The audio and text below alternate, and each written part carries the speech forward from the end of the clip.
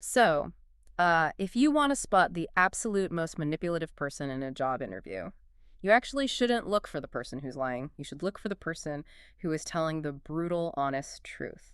Which sounds completely backwards, I know. Right. It really does. But welcome to the deep dive. Today, our mission is figuring out exactly how to spot a manipulator in those, high-stakes situations where everyone else is busy putting on a mask. And it's a fascinating problem to solve because manipulators are, well, they're inherently difficult to spot. Yeah. I mean, by definition, their entire goal is to make you think exactly what they want you to think without you ever realizing that your reality is being subtly bent. Right. They don't exactly wear a name tag announcing their intentions. Exactly. Most of the time, they blend in so perfectly that you don't even suspect you're dealing with a predator in a corporate environment. So to figure out how they operate, we're looking at this brilliant piece of psychological research. It's out of the University of Novi Sad in Serbia. Yeah, the researchers there wanted to build basically a psychological trap. A trap for manipulators. Right. They wanted to test how different types of dark personalities behave when they are actively trying to make a good impression, like, say, sitting across from a hiring manager. And the way they constructed this trap is just, well, it's what makes the findings so robust. It really is. So the researchers recruited 104 subjects and had them fill out this highly specific psychological questionnaire. Okay. But the catch is they had them do it twice, under two completely different sets of instructions. So they created two distinct psychological realities. Right. So the first time they took it, the subjects were told to be as brutally honest as possible. Just, lay all your cards on the table. And then the second time, the instructions flipped. They were told to imagine this questionnaire was a crucial part of a job application for a position they desperately wanted. So we have round one, which is who you actually are in the dark, basically. Yeah. And round two, which is who you pretend to be when a paycheck is on the line. And what they were measuring with this questionnaire is it's a set of traits psychologists call the dark tetrad. Right, the dark tetrad. This consists of 4 specific personality types. You've got narcissism, psychopathy, sadism, and manipulativeness. Which goes by the clinical name of Machiavellianism. Exactly, Machiavellianism. So to put that into perspective for you, it's basically like asking a comic book villain to write 2 different resumes. That's a great way to look at it. Like one is for their private therapist where they spill all their darkest impulses, and the second is for a corporate desk job where they have to look like the ultimate team player. Yeah, exactly. But before we get to the actual results, let's actually define what we mean by Machiavellianism, because we throw that word around a lot in pop culture. Oh, definitely. Everyone uses it for any politician or reality TV star. Right. But clinically, a Machiavellian personality is fundamentally characterized by a cold, calculating view of other human beings. Okay. So while a narcissist is obsessed with their own ego and a psychopath is driven by a lack of empathy and impulse control, a Machiavellian operates completely differently. They are strategic. They view social interactions as a chessboard. So like in a workplace, this is the person who doesn't just steal your idea. They strategically feed you the idea 3 weeks earlier so that when they present it to the boss, they can casually mention how they mentored you through the brainstorming process. Wow. Yeah, that is a perfectly terrifying example. They play the long game. They absolutely play the long game. And the questionnaire uses specific statements to measure this.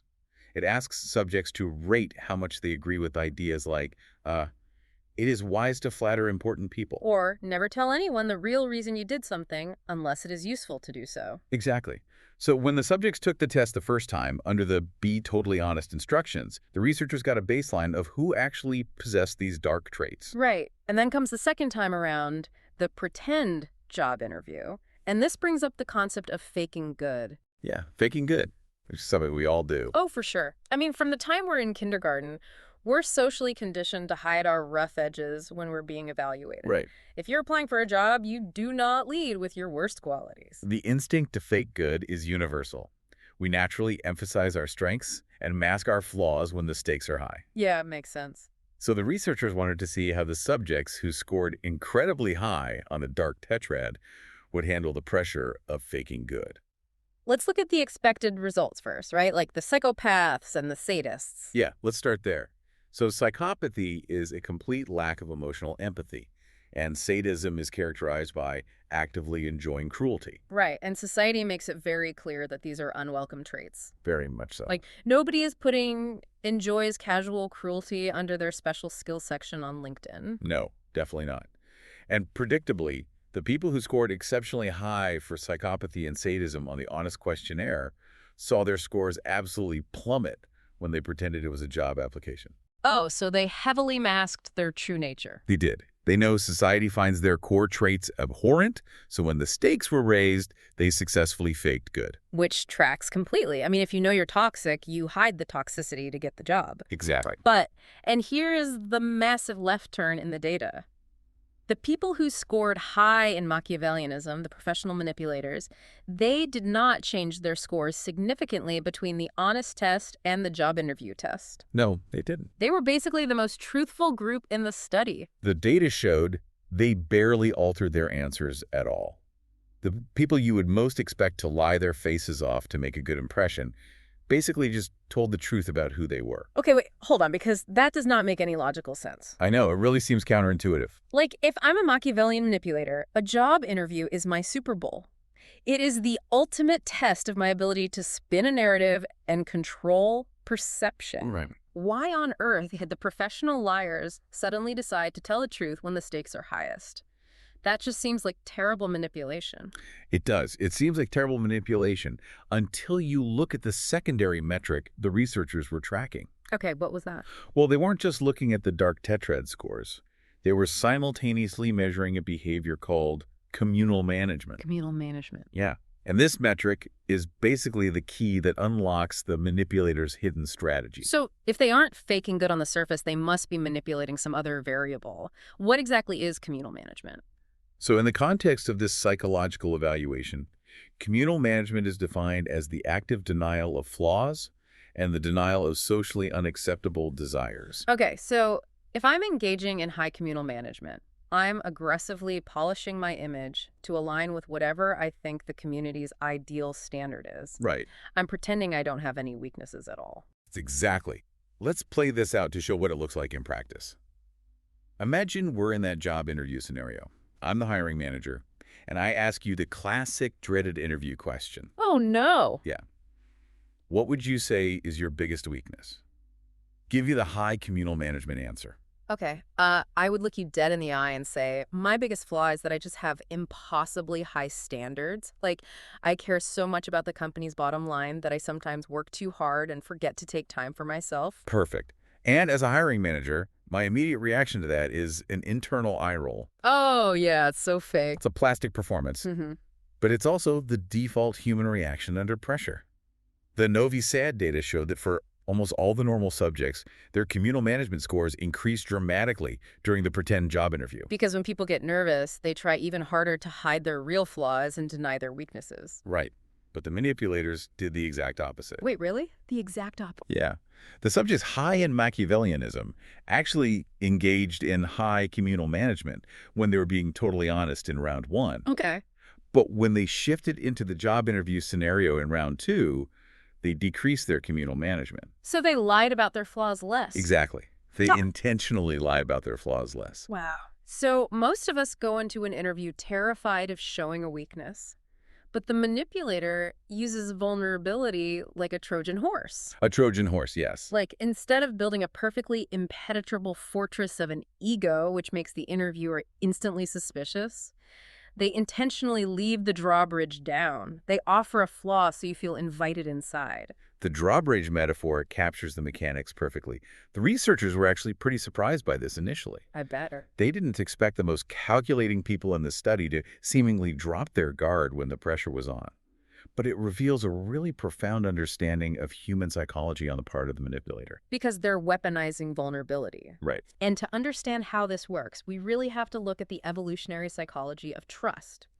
Because as human beings, as social primates, we're hardwired to look for specific signals to figure out who is safe and who is a threat. And perfection is a threat signal. Right. From an evolutionary standpoint, if someone presents themselves as having no weaknesses, no moments of poor judgment, no selfish impulses, our brains register that as unnatural. It just feels off. It feels deceptive because it goes against the reality of the human experience. Mm. We know everyone has flaws, so if you hide all of yours, my brain assumes you are hiding something massive. But when someone admits a failing to you, it acts as a shortcut to tribal bonding.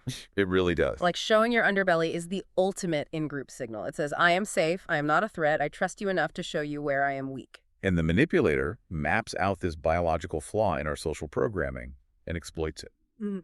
They know that faking good to the extreme just backfires. So rather than giving you that, eye-roll answer about working too hard, they'll offer you a carefully calibrated, genuine-sounding flaw. Right. They sit across the table and say something like, honestly, my biggest weakness is that I sometimes struggle to delegate because I have trust issues with the process, and I am actively having to teach myself how to let go of control. Wow. And the hiring manager hears that and feels a sudden rush of connection. Absolutely. It feels like a gift. It feels intimate.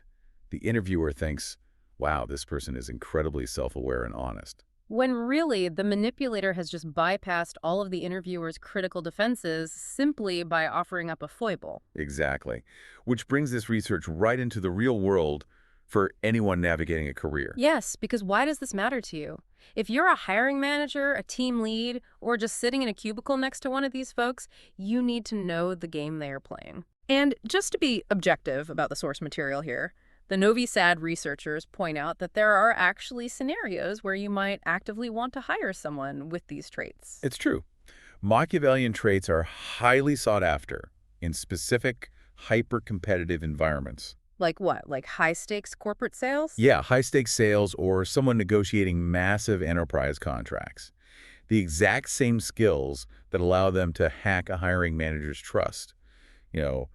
Reading a room, understanding the psychological levers of the person across from them. Maintaining a cold detachment from the emotional weight of the interaction? Exactly. Those things make them incredibly formidable operators. So you just have to know what you are buying. Right. It's not necessarily about banishing every Machiavellian from the corporate world. It's about going in with your eyes completely open so you don't become one of the pieces on their chessboard. And knowledge of the mechanism is your primary defense.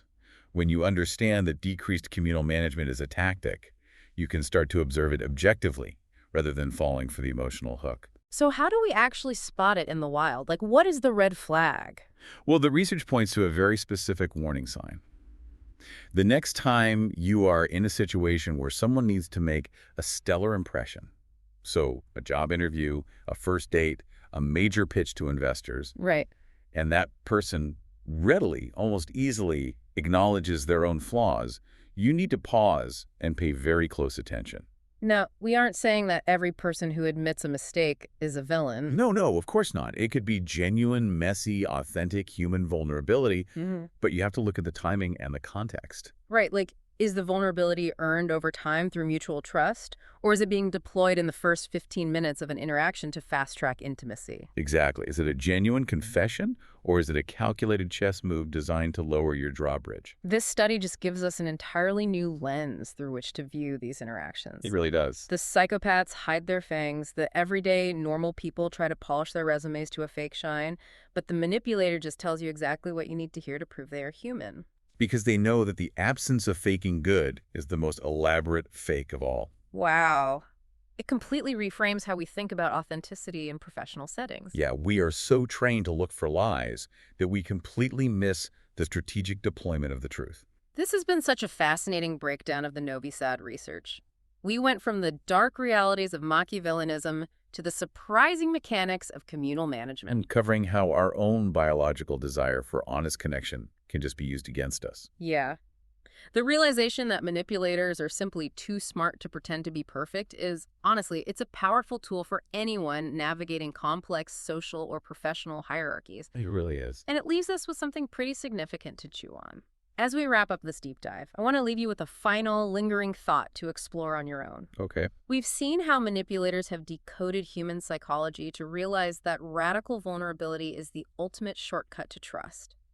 But if that's true, how do we distinguish between a manufactured performance of vulnerability and the real, messy human experience? If admitting our flaws becomes just another calculated corporate strategy to gain leverage in a meeting, what happens to genuine trust? Think about that the next time you were sitting across that interview table looking for a jagged white line that just isn't there. Okay. Thank you so much for joining us on this deep dive, and as always, keep questioning the world around you.